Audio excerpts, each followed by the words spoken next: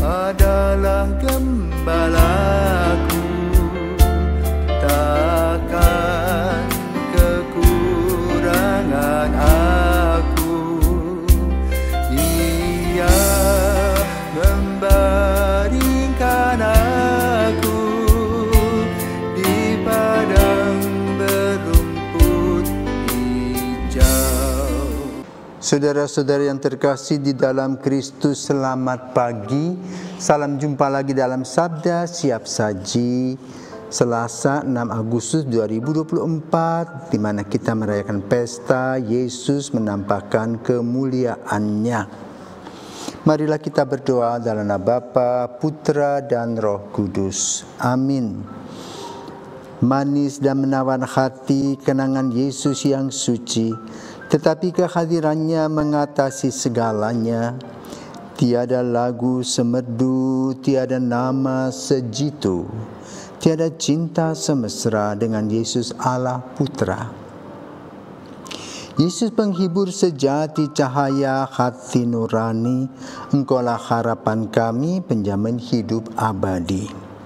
Terpujilah Yesus Tuhan yang harus kami dengarkan, terpujilah selamanya bersama Bapa dan Roh-Nya. Marilah berdoa. Allah yang maha luhur, ketika Yesus menampakkan kemuliaannya di atas gunung, Engkau mengukuhkan rahasia-rahasia iman dengan kesaksian para nabi. Kau nyatakan pula pengangkatan umat manusia menjadi putra-Mu. Semoga kami mendengarkan suara putra-Mu yang tercinta, supaya layak menjadi sewaris dengannya. Sebab dialah pengantara kami yang hidup dan berkuasa bersama Bapa dalam persekutuan Roh Kudus sepanjang segala masa. Amin. Tuhan bersamamu dan bersama rohmu. Inilah Injil Yesus Kristus menurut Markus. Dimuliakanlah Tuhan.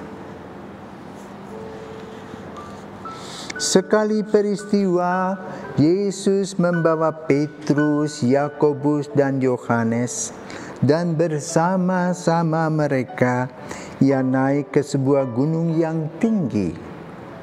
Di situ mereka sendirian saja.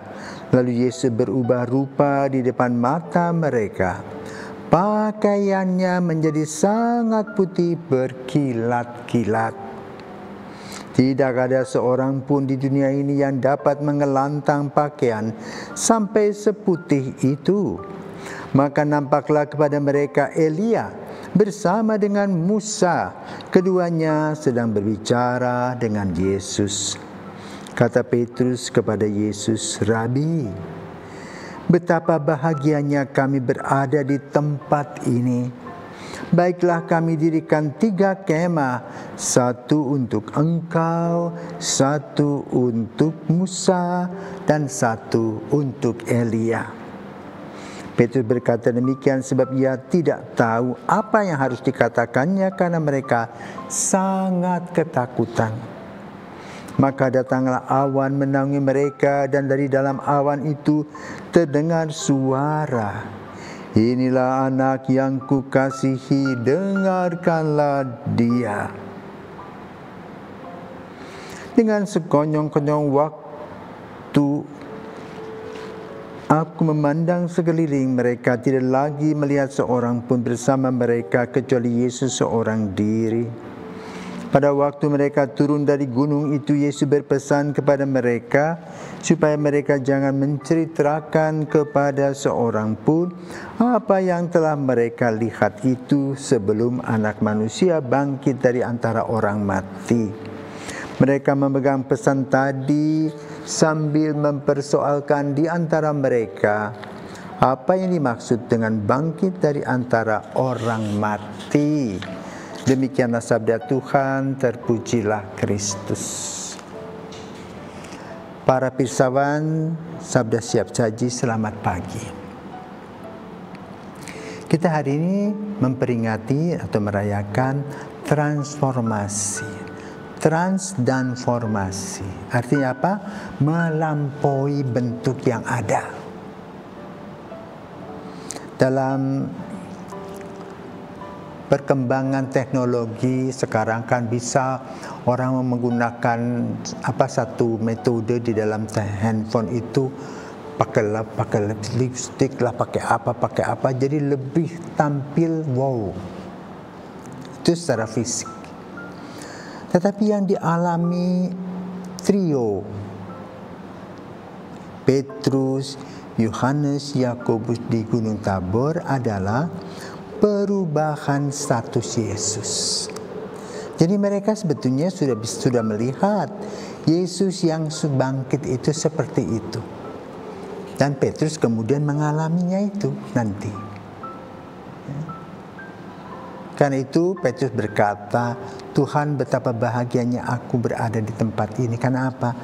Dia melihat bahwa Yesus yang biasa dia temui berbadan, berroh dan berjiwa seperti apa yang dia lihat, tetapi tidak ada sinar-sinar yang luar biasa. Itu sinar-sinar kasih yang terus-menerus seperti sinar matahari yang menghangati tubuh kita. Karena itu mereka bertiga merasa aman dan nyaman. Betapa bahagianya mereka berada di situ. Karena mereka pertama melihat Yesus dalam transformasi yang berubah bentuk, dan juga mereka melihat juga Musa dan Elia, tokoh-tokoh yang ada dalam perjanjian lama yang menjadi panutan hidup orang-orang Yahudi. Pengalaman ilahi inilah yang perlu. Bila kita mengalami pengalaman itu, rasanya amat sangat luar biasa. Saya mengalami hal itu, rasanya gimana ya? Mendengar suara Yesus dan melihat wajahnya Yesus dalam pandangan rohani itu. Itu hal yang amat sangat luar biasa dan membuat sukacita. Maka Petrus tidak ingin pergi dari situ. Karena apa? Bahagia. Tetapi Yesus mengatakan kita turun ke Yerusalem dan nanti Yesus akan disalibkan. Justru dengan penyaliban itulah Yesus masuk ke bumi dalam menghancurkan kegelapan dan bangkit sebagai manusia baru. Jadi Petrus mungkin baru betul-betul faham ketika Petrus bersama dengan teman-temannya, dan sakala itu ada Thomas. Bagaimana melihat tubuh Yesus yang setiap hari bersama-sama mereka berubah wajah, dengan tangan-tangan dan kaki-kaki berlubang, dengan lambung yang berlubang, tapi bisa masuk dalam sebuah lubang, tidak memerlukan pintu. Maka yang paling utama dan penting dalam transformasi ini adalah semangat. Ya. Kalau kita mempunyai semangat dari pagi, semangat ingin apa? Pagi-pagi kita bangun, kita semangat. Kita bersyukur kepada Tuhan untuk hari yang baru. Kita merasakan adanya udara yang segar. Mungkin kita mendengar burung-burung berkicau. Ya. Hening, sunyi, dan membuat kita ini menjadi makhluk yang baru bangun tidur, duduk dengan tenang, kemudian boleh memberi waktu duduk untuk berdoa, merayakan Ekaristi, ya mungkin untuk para biarawati membaca brosirnya, sesudah misa lalu minum kopi dengan tenang menghadapi kehidupan ini. Dan siap-siap bila ada badai dan gelombang dengan begitu tenangnya. Ini mengubah sikap kita, ya, berada di dalam hadirat Tuhan. Itulah yang dialami oleh Petrus, berada di hadirat Tuhan. Artinya apa? Dalam situasi manapun dia tenang, aman, nyaman dan mengalami damai sejahtera. Nah, inilah yang kita peringati pada hari ini. Yesus menampakkan kemuliaannya, Yesus memberikan sinar kasih kepada kita dan menghangatkan hati kita, dan hati kita mulai berkobar-kobar bersukacita, merayakan rasa syukur, terima kasih dan memohon untuk tetap berada di hadirat-Nya. sehingga aura kita menjadi aura yang positif dan membuang aura-aura negatif, pikiran-pikiran kita yang kurang baik.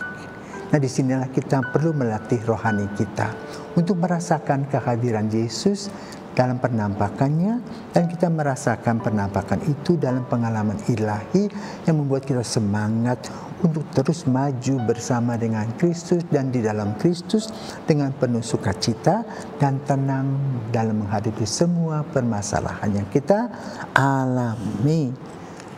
Inilah kira-kira transformasi yang diberikan oleh Yesus kepada para rasul, yaitu trio Yohanes, Yakobus, dan Petrus. Sebagai apa? Perwakilan dari kita bahwa kita pada suatu saat mengalami pengalaman ilahi yang membuat hidup kita berubah. Pikiran dan iman kita berubah. Di mana dan kapanpun Yesus senantiasa menjadi Bapa pembaharu hidup dan memberikan kepada kita keselamatan. Selamat menikmati hari-hari dalam sukacita dalam lingkaran Kristus dalam berkat-berkat-Nya. Selamat pagi.